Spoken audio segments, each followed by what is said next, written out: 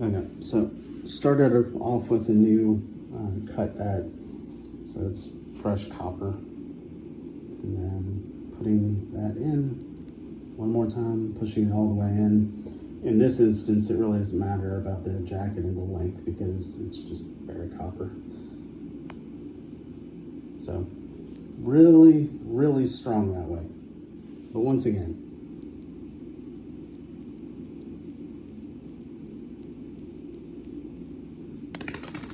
and it just ejects it.